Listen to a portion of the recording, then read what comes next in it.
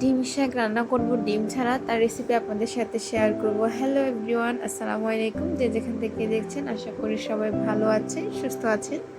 প্রথমে আমি এখানে ডিম শাকগুলোকে দেখিয়ে দিলাম। আমি এগুলোকে ভালোভাবে কেটে নিয়ে ধুয়ে পানি ঝরিয়ে নিয়েছি। এরপরে আমি একটি কড়াইয়ের মধ্যে পরিমাণ মতো তেল দিয়ে দিলাম। তারপরে আমি এখানে পেঁয়াজ কুচি, মরিচ কুচি দিয়ে দিব। এরপর এখানে আমি অ্যাড করে দিলাম রসুন কুচি, মরিচ কুচি। ভালোভাবে একটু ভেজে নিব ব্রাউনি হওয়া পর্যন্ত।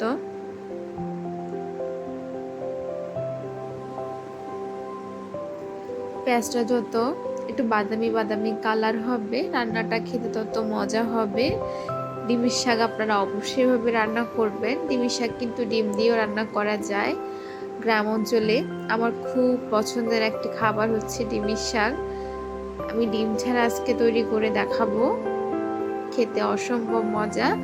ডিমের শাকের টেস্ট হচ্ছে একটু তেতো টাইপের, বাট খেতে মজা।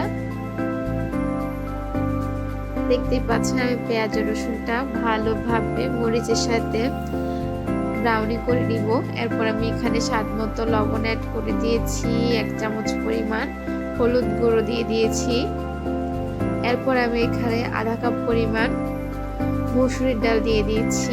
মসুরির ডালটাকে ধুয়ে আধা ঘন্টা ভিজিয়ে রেখেছি যাতে ভালোভাবে সিদ্ধ হয়ে যায়। আজকে ডিমের শাকটা আমরা মেনলি মসুরির ডাল দিয়ে রান্না করব। এভাবে বাসায় অবশ্যই একদিন হলে ট্রাই করবেন, অনেক মজা খেতে। এরপরে সামান্য পরিমাণ পানি দিয়ে দিলাম। ডালটাকে মশলার সাথে একটু কষিয়ে নিব।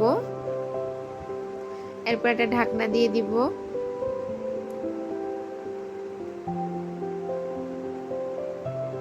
ডালটা সিদ্ধ হওয়ার জন্য অপেক্ষা করব। ডালটা যখন 80% সিদ্ধ হয়ে যাবে তখনই আমরা এর মধ্যে শাকটা দিয়ে দিব। ডালটা একটু আধা কাঁচা বা হচ্ছে একটু শক্ত শক্ত থাকলে ডিমের শাকের সাথে খেতে অসম্ভব মজা। অনেকে ডিমের শাকটাকে আলু দিয়েও ভাজি করে খায়। আপনারা এভাবে খেয়ে দেখবেন, অসম্ভব মজা। গরম ভাতের সাথে এরকম শাক হলে অনায়াসে 2-3 প্লেট ভাত খেয়ে নেওয়া যায়।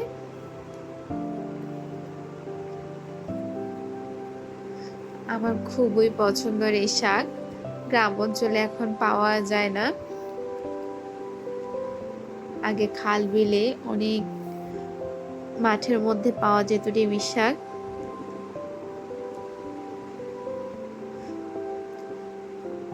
আমরা এটাকে ভালোভাবে 10 থেকে 15 মিনিট পর্যন্ত কুক করে নিব।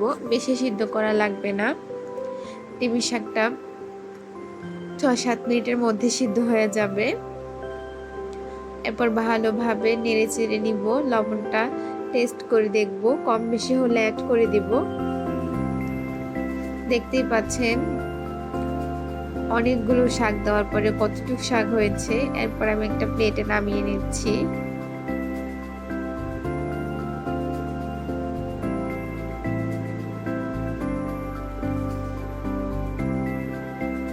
দেখতে পাচ্ছেন মাশাআল্লাহ কত সুন্দর হয়েছে, খেতে অসম্ভব মজা হয়েছে। বাসায় অবশ্যই ট্রাই করবেন।